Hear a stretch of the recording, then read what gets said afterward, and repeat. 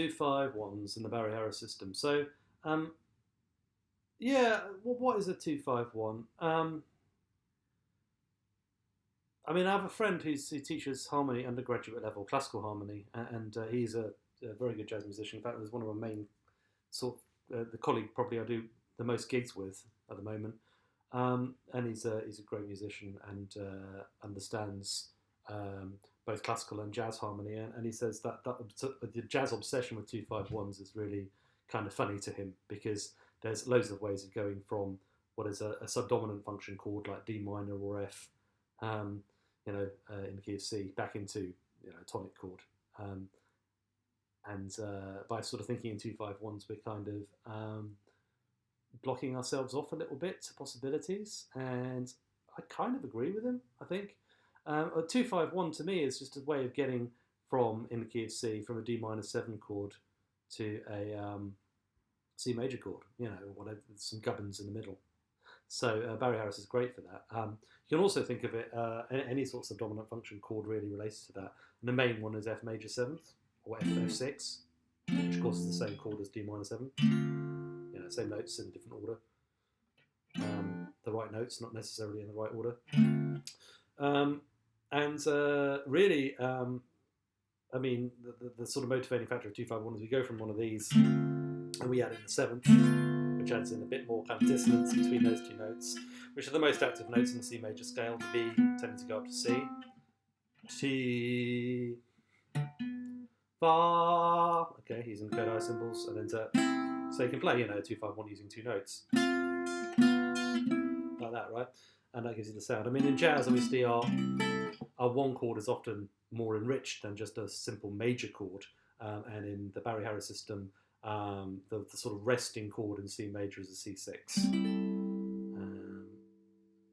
But of course, you could use this as a C major triad if you prefer. Or whatever you like, really. I mean, obviously, in these more sort of coloristic options exist within modern jazz, and I like those sounds, even if Barry Harris doesn't, so I use them anyway. But in sort of hardcore Barry Harris world, C6 is our resting tonic chord, our one chord, right? So really, it's a matter of going from one to the other. So if we take our first chord, which might be D minor 7th, and we look at that diatonically, then obviously that B against the F going back to C gives us our sort of movement back to the tonic chord. And something else I did there is I treated that B as a borrowed note to C6 from the diminished, and just went to, we could do it properly like that to a C6 chord, just add a bit of extra motion, right? And then you have that 7, 6, 7, 7, 6 motion, which is out of Baroque music. I mean, so that's something which is common right away to that world. So in order to bring Barry into this, all we have to do is extend our basic diatonic chord with the option of using an A flat if we want. So with that in mind, that A flat offers some, nice options for voice dealing. And now we go to the B. You see what I did there? So I went, that's nice, I think, we went B, A, G sharp, G, just to kind of give it a bit more interest on that C chord. That is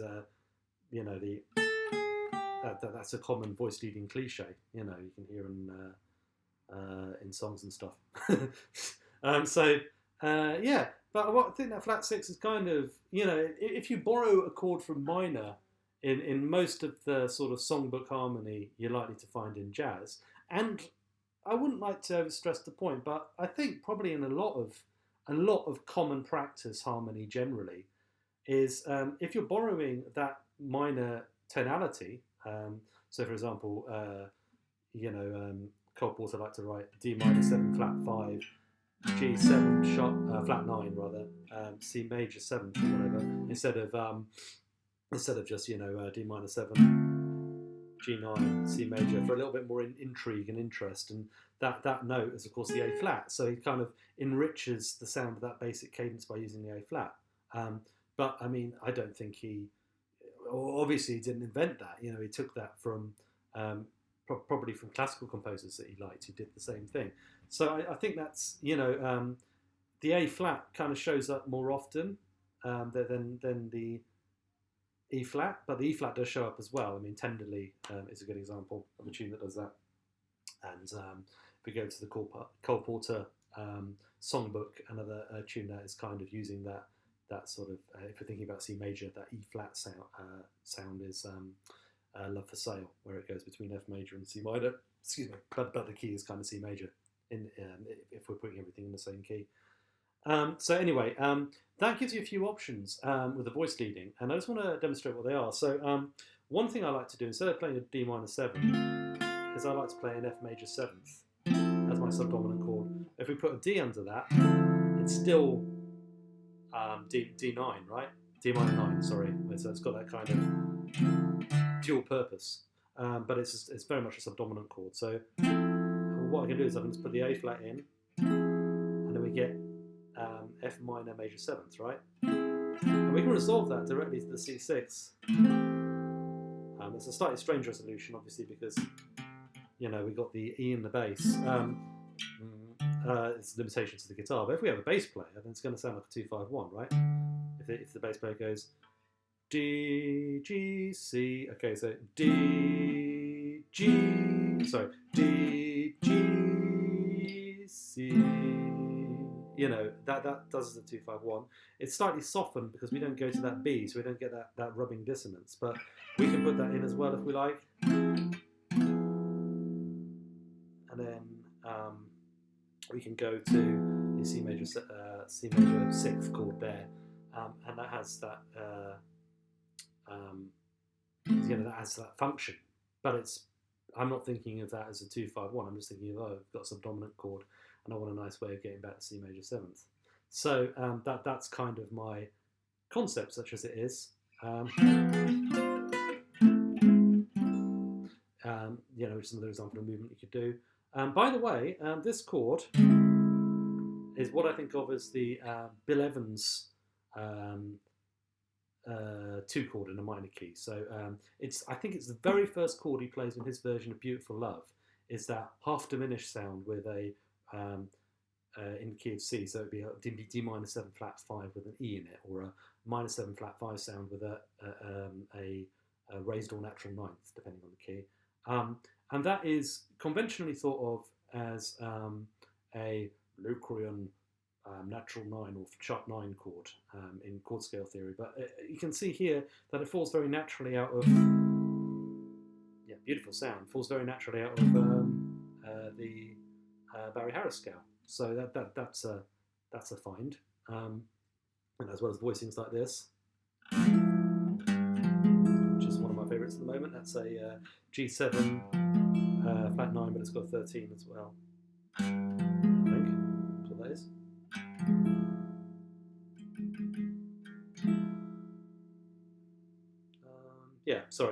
This is jumbled up a bit. So obviously that's a 13th, and that's a flat 9, 7th on the bottom, no third. You know, which is a chord I learned off Mike Marino. So there you go. But you know, that sounds like a kind of a guitar version of a Bill Evans sort of voicing. So it's interesting that world comes out of it as well. So rather than thinking about chord grips or anything, I think it's kind of nice to think about starting with something obvious like the F major 7th and just thinking about monkeying around with the notes. You know, almost like suspensions, if that makes any sense. And then, oh, sharp 5. Ah, yeah, lovely.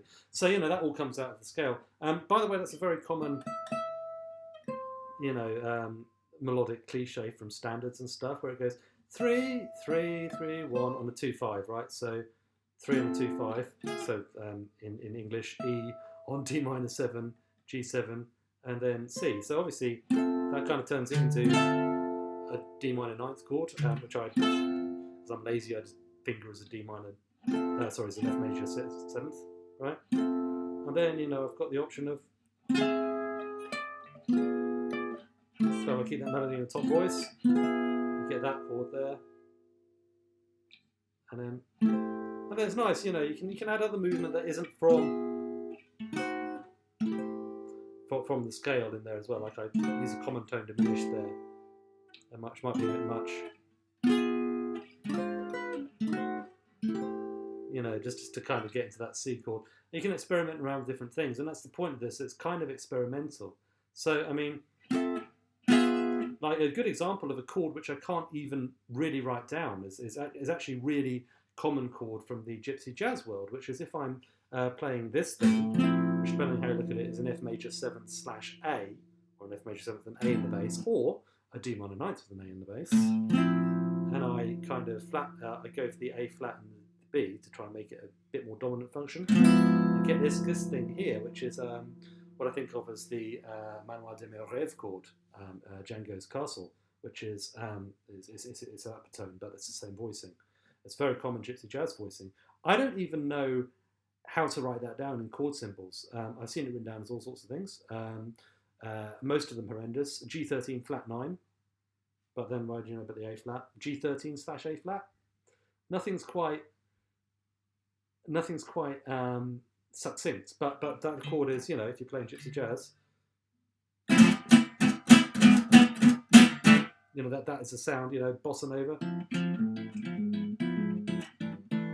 You know, that is a sound which you hear all the time, and yet there's no really good chord symbol name for it. It's just a kind of a nice G7 altered sound. But that falls out of the major 6th diminished scale. So, you know, so it's great like that. So you can put like my two favourite voicings together, maybe.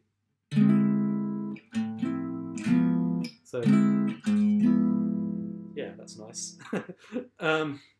It's not quite good voice leading, but you know. So yeah. So the other thing that the A flat does is it allows you access into the relative minor. So you basically have this sort of thing is part of the scale, right?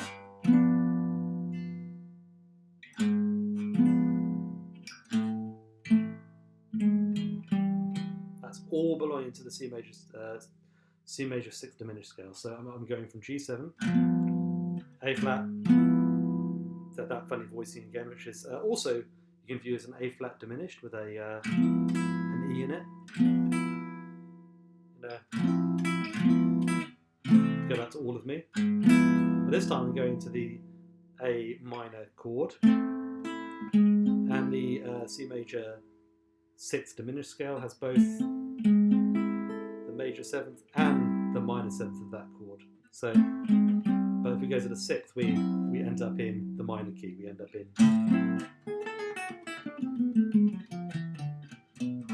the A minor 6th diminished scale.